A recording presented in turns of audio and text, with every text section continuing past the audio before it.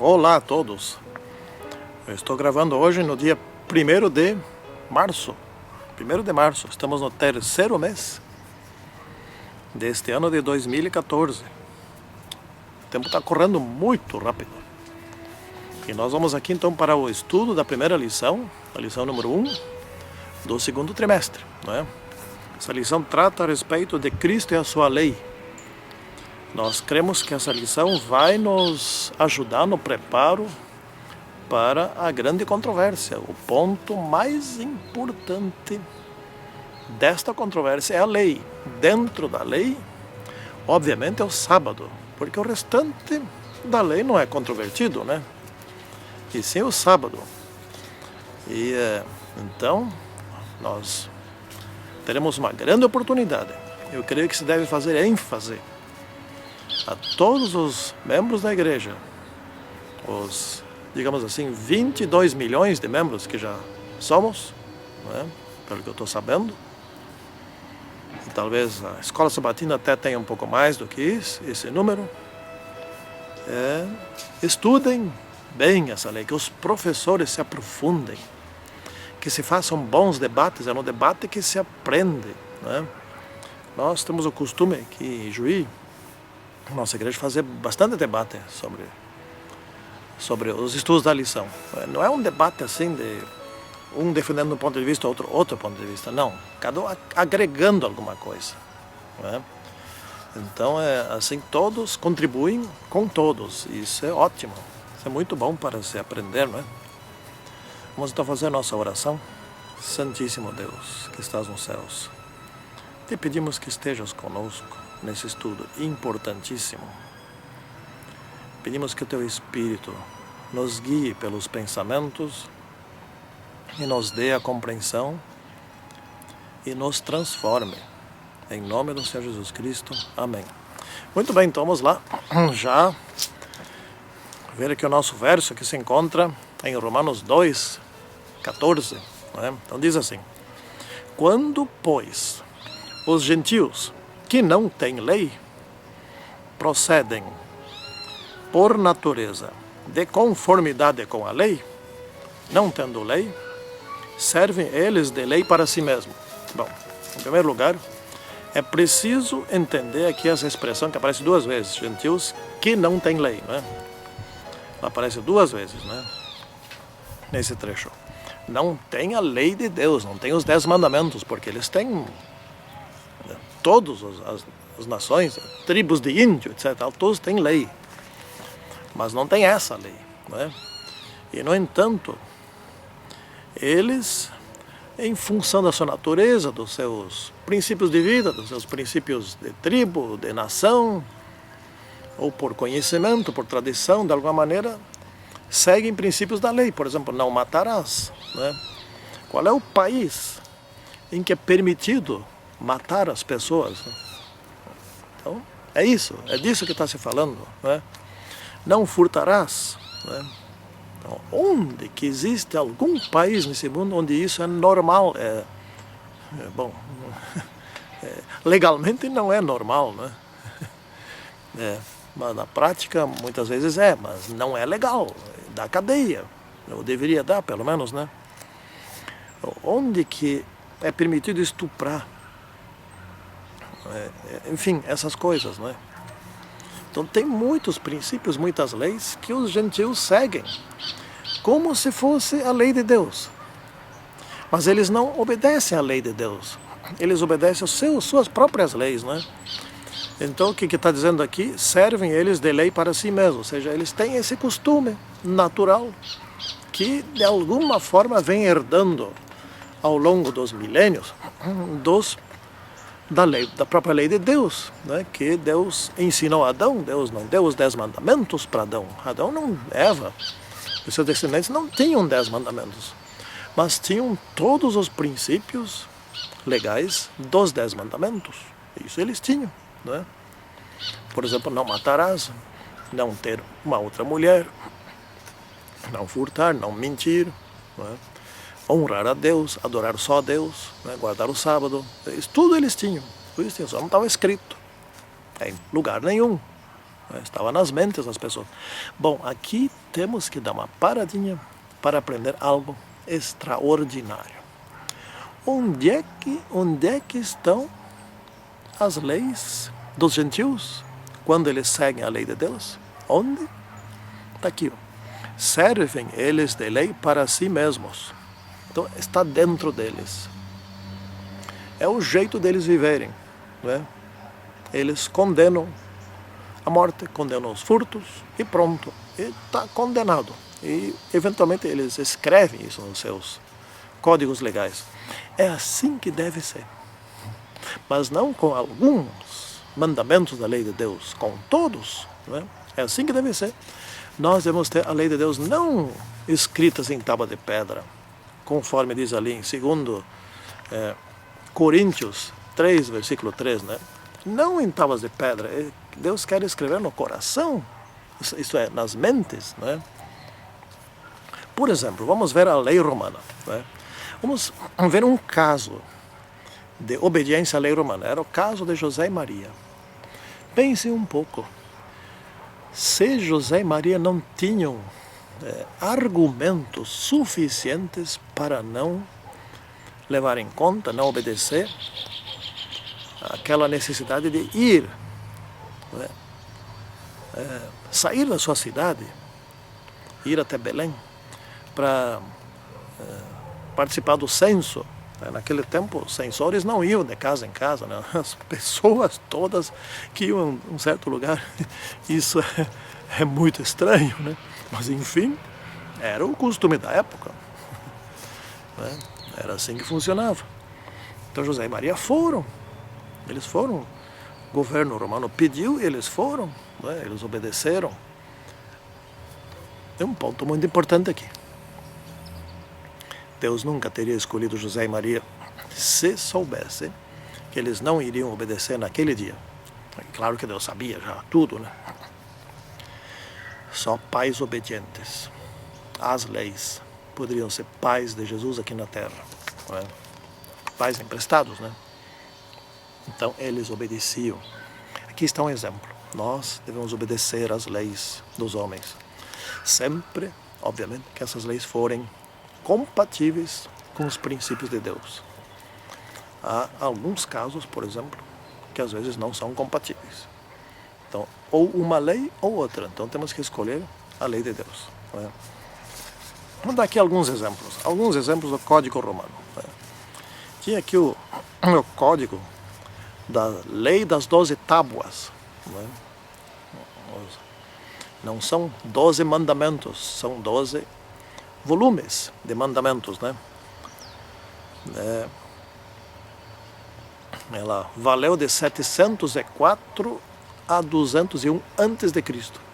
É importante dizer o seguinte, que os romanos eram bons em elaborar lei, eles sabiam escrever leis, tinham um esquema judicial muito bem elaborado, tanto que nos cursos de direito ainda se estuda o direito romano, não é? É uma parte da história muito importante. E o direito romano afetou, influenciou o direito atual, né? Então vamos ver, olha, só escutem aqui essas tábuas. A tábua 1 e 2 tratava da organização e do procedimento judicial. Então como é que se faz, a justiça, né? Como é que ela funciona lá, né? A tábua 3 eram normas contra os inadimplentes, ou seja, os que não pagavam suas contas, né? Porque não tinham mais como pagar suas contas. Como resolver essa situação? Então, hoje existe, né? Hoje existe. Essas duas tábuas hoje existem, né? A tábua número 4 é sobre o pátrio poder. Esse regulamento, esse assunto existe hoje também, né? O direito sobre os filhos, né? A tábua número 5 é sobre sucessão e tutela. Também tem hoje. Eles já tinham naquela época, né? A número 7 é sobre servidões. Não, o número 6 é sobre propriedade. A 7 é sobre servidão. A 8 é sobre os delitos, né? A 9 é sobre o direito público. A 10 é sobre o direito sagrado. Até nesse assunto da adoração, eles legislavam. A 11 e a 12 eram leis complementares, né? Então, tudo muito bem organizado no Império Romano. Funcionava muito bem, né? Mas também eram muito cruéis. O imperador, naquele tempo, o imperador, ele muitas vezes se achava acima da lei, tinha poder, né? Principalmente nos tempos do Coliseu Romano, né? A distração lá deles era ver pessoas se matarem, totalmente ilegal do ponto de vista moral de Deus. Então, a lei civil no Antigo Testamento, né? Vamos ver aqui. Vamos pensar um detalhe dela, né? Lei civil dos judeus, né? Que vem do Antigo Testamento.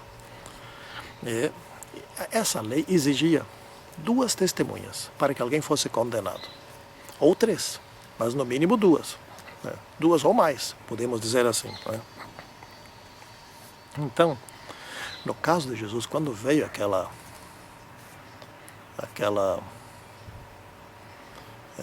prostituta que eles pegaram em flagrante, para começar, ali estava tudo errado, porque trouxeram a prostituta, mas não trouxeram o homem. Não é? Como assim? Pegamos em flagrante sozinha? Não tem como. Então, não trouxeram o homem. Primeiro erro. Mas eles estavam em mais do que 2 ou 3 pessoas. Tinha mais gente. Então eles queriam só ver o que Jesus ia fazer, né? Jesus condenando, ele iria desgostar o povo, né? Etc. O Império Romano, né? Absolvendo, ele iria afrontar a lei de Moisés. Agora não tem saída para ele. Não tem saída. Jesus achou a saída. Eu acho essas histórias fantásticas. Jesus achou a saída. A pessoa escreveu no chão, mas eles não deram atenção, né? Aí escreveu mais um pouco e eles perguntaram: como é que é, mestre? Aí Jesus olhou para eles e disse: bom, quem de vocês estiver sem culpa, atire a primeira pedra. Todos foram embora. Então, quando Jesus levantou, não tinha sequer uma testemunha, muito menos 2, né? Então, como é que Jesus iria condenar aquela mulher? Desse modo, Jesus resolveu o assunto de uma maneira inteligentíssima. Se tivesse 2 testemunhas acusando lá e tal, Jesus ficaria uma situação mais difícil. Mas, enfim, o que Jesus disse? Bom, vocês estão limpos, vocês não têm culpa nenhuma, não têm culpa de nada, então vocês podem condenar. Porque, afinal de contas, o que nós, que somos pecadores, podemos acusar um outro pecador? Um pecador acusando outro pecador, né? É muito bonito isso, né?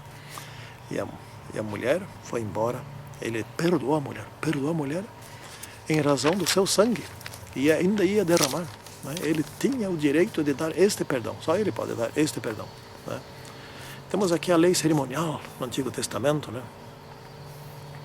Essa lei, obviamente, só podia valer até o dia da morte de Jesus Cristo, porque ela simbolizava a futura morte de Jesus Cristo.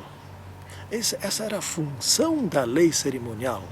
Isso é muito óbvio. A matança daquela quantidade de animais, não é? Que eu não consigo entender como é que, da onde vinha tanto animal para matar, não é? Coloquei no comentário escrito, fiz uns cálculos ali, não é? Quantos 1000 animais por dia teriam que matar se cada um cometesse, em média, um pecado por ano? Um dia teremos essas explicações, né? Mas, enfim, é óbvio, está na cara, não precisa nem estudar a Bíblia para perceber que essa lei não era para sempre. Está na cara que essa lei hoje, por exemplo, nessa vida moderna de hoje, do jeito como vivemos hoje, em apartamentos, nessas condições atuais da economia, seria totalmente impraticável, né? todo mundo se dirigir a Jerusalém, levar o seu cordeiro, o seu pombo, então, o que fosse, para fazer sacrifícios. Imaginem 22 milhões de adventistas fazendo tal coisa. Essa lei não era para valer para sempre. Não tinha como. Agora pense um pouco nos 10 mandamentos. Por que será que os 10 mandamentos seriam hoje inúteis, anulados? Por quê? Aliás, por que o 4º mandamento seria anulado? Porque os outros... Não furtarás. Por que parar de não furtar? Por que agora começar a furtar? Então a questão básica é a seguinte: por que o sábado deixaria de valer? Essa é a questão. Jesus nunca disse nada sobre isso. Na Bíblia não consta nada sobre isso. Óbvio. É Satanás que se posiciona contra o sábado. É óbvio. Por que sabemos com tanta certeza que é Satanás que se posiciona contra o sábado? Por quê? Ora, isso é muito simples. O sábado é o sinal que nos liga ao Criador, que nos une ao Criador e depois nos une entre nós. Esse é o sábado. Então, como é que Satanás não iria se revoltar contra o sábado? Me explica. Olha só o que eu vou dizer agora. Vamos distinguir o sábado do domingo. O sábado é o 7º dia da semana, portanto, neste dia terminou a criação e o sábado foi o último dia. E Deus abençoou o sábado porque nele ele descansou da obra que ele fez. Então, antes do sábado, há 6 dias, os dias da criação. E quantos dias há antes do primeiro dia da semana? Nenhum. E não há nenhum dia de criação. Portanto, o sábado, o 7º, é adequado para reverenciar o Criador de todas as coisas durante uma semana. Aqui. E o domingo, o primeiro dia da semana, é adequado para adorar aquele que não criou coisa nenhuma. Porque antes do domingo não houve nem sequer semana, nem dia, nem criação, nem nada. Então, está tudo no lugar certo. Então, vejam como é que é. Aqui nós temos então a lei no Antigo Testamento. Neste mundo mata-se demais. Naquele tempo se matavam cordeiros e mais cordeiros e mais cordeiros, pombos e mais pombos. Hoje se mata, o poder mata. Eu não me lembro quantos já morreram para as obras da Copa. Esses dias eu vi, me perdoem, eu vou dizer um número qualquer aí que eu estou me lembrando, parece que é mais de 200 já aqui no Brasil, mas confiram aí, 200 pessoas, mais de 200 pessoas, se não me engano, bom, por aí, tá? Olha só, vamos dar alguns números aí. O Hitler mandou matar mais de 6 milhões. Por que se mata tanto? Stalin, da Rússia, mandou matar mais de 75 milhões. Como se mata nesse mundo? Não é?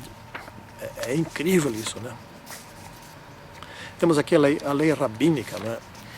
Os rabinos eram muito zelosos, eram tão zelosos no cumprimento das leis da Torá, do Antigo Testamento, dos 5 livros primeiros do Antigo Testamento, que eles procuraram ali e encontraram 613 normas que deviam ser seguidas, né? E essas normas, elas se dividem em 365 mandamentos negativos e 248 mandamentos positivos, né? Por exemplo, o primeiro mandamento positivo aqui é saber que existe um Deus, né? Eles reescreveram tudo e tinham que estudar isso aí tudo. O segundo mandamento é não destruir a mente com outros deuses além dele. E assim eles vão indo. O primeiro mandamento dos negativos é crer ou atribuir algo à deidade que não seja a Deus, não é? O segundo é fazer imagens com propósito de adoração. Então, são mandamentos negativos, não pode fazer, né? Então, eles regulamentaram e distinguiram todas essas leis, né? Até certo ponto isso não está errado, se for didático, etc. Mas eles se tornaram fanáticos e sobrecarregaram de tal maneira que nem eles mesmos, Jesus lhes disse isso claramente, nem eles mesmos seguiam, né? Este foi o grande debate entre Jesus e os e os líderes judaicos. Não é? O debate não foi no sentido de que o sábado iria ser abolido ou não iria ser abolido. Eles nunca debateram isso, nunca tocaram nesse assunto, nem tocaram. O debate era como guardar o sábado. Né? A maneira simples de guardar o sábado e os mandamentos. Né? Esse era o debate. Então, finalmente, aqui temos a lei moral. Né? Que é um relacionamento. A lei moral, os 10 mandamentos. Moral por quê? Porque trata a questão dos princípios de vida. Como é que nós vivemos? O que nos orienta para sermos seres racionais, inteligentes, que agem de modo correto de um para com o outro, que se respeita, que se ama. Né? Então, essa lei trata do amor a Deus. E o amor entre nós a partir do amor de Deus. Bom, simples assim. Termina por aí. Né? Se nós amamos a Deus, que nos ama, se nós nos amamos uns aos outros, está tudo resolvido. Certo? Não precisa mais dizer não furtarás, não precisa mais dizer não matarás, não dirás falso testemunho, não precisa dizer. Porque quem ama não mente, pronto. Né? Quem ama não furta, quem ama não pega a mulher do outro, quem ama não fica desejando as coisas do outro. Né? Quem ama não fica procurando ídolos. Né? Quem ama não ofende a Deus. Essa é a questão, essa é a lei moral. Aí vem a pergunta, por que uma lei assim teria que ser abolida? Ou seria abolida? Simples de responder. Porque Satanás sabe muito bem que por esta lei moral nós nos ligamos ao Criador e nós desligamos dele. E ele quer o nosso controle. Esse ponto nós devemos aprofundar muito nossos estudos, devemos ter firmeza nele. Vamos então orar para concluir nosso pequeno estudo aqui. Santíssimo Deus que estás nos céus, muito obrigado por essas maravilhosas lições. Te pedimos que nós saibamos obedecer os 10 mandamentos. Não por uma questão de obrigação, mas sim por uma questão de amor a Deus e amor ao próximo. Em nome do Senhor Jesus Cristo. Amém. Até o próximo estudo. Tchau.